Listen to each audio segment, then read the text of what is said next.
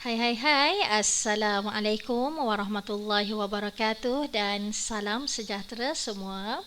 Okey, apa khabar anak-anak murid cikgu semua? Okey, hari ini bersama Cikgu Syuhada dalam mata pelajaran Sains tahun 1.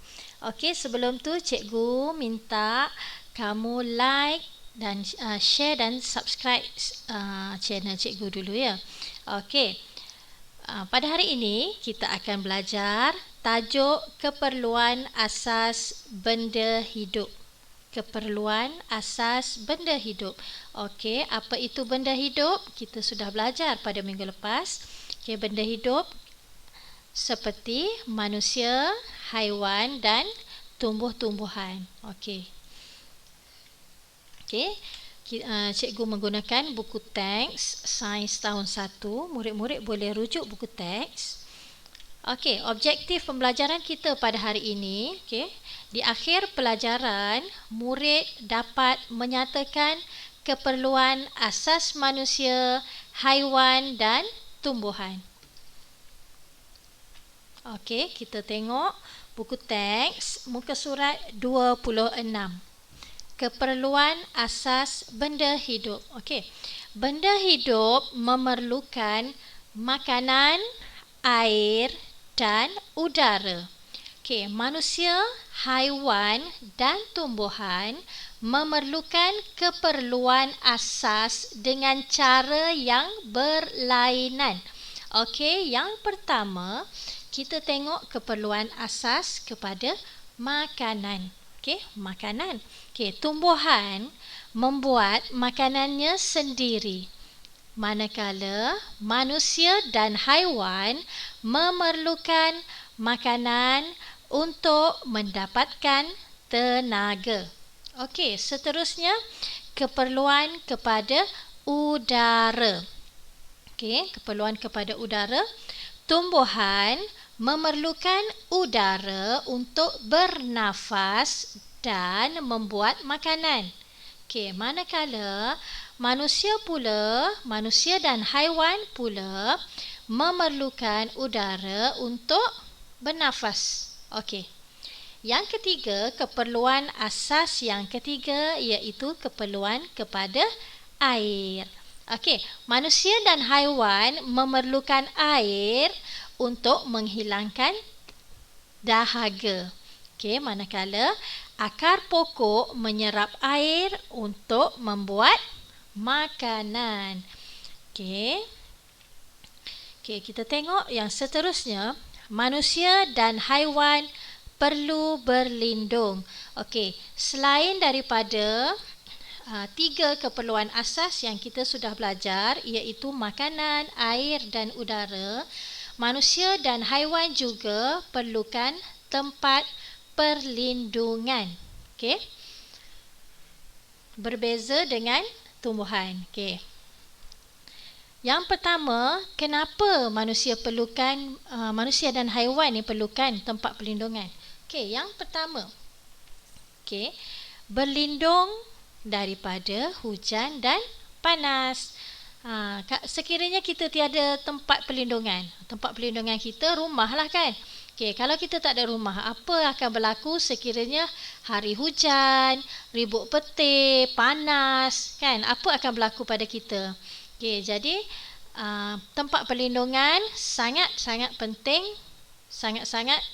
penting kepada manusia dan haiwan.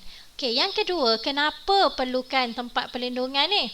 Okey, yang kedua, perlu berlindung daripada bahaya.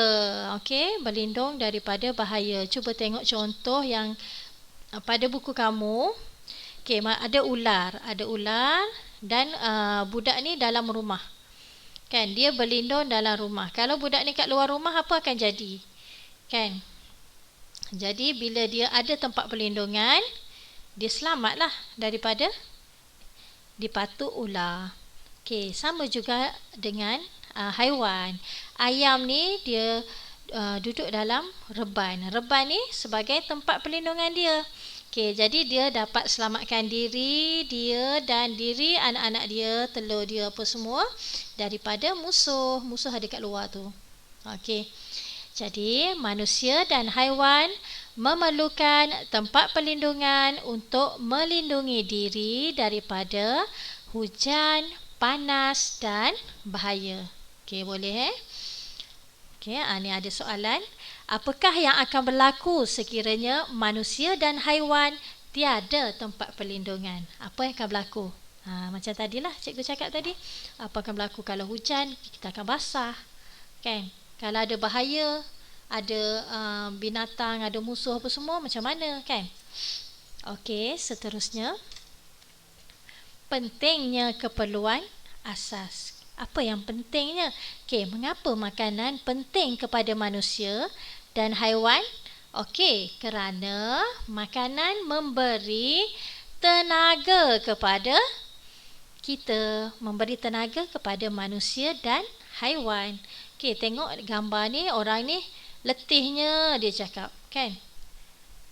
Dah penat, dia pun rasa lapar, dia makan. Bila dah makan, tengok dia dah tersenyum, dah kenyang dah. Jadi, dia dah ada tenaga semula untuk bekerja.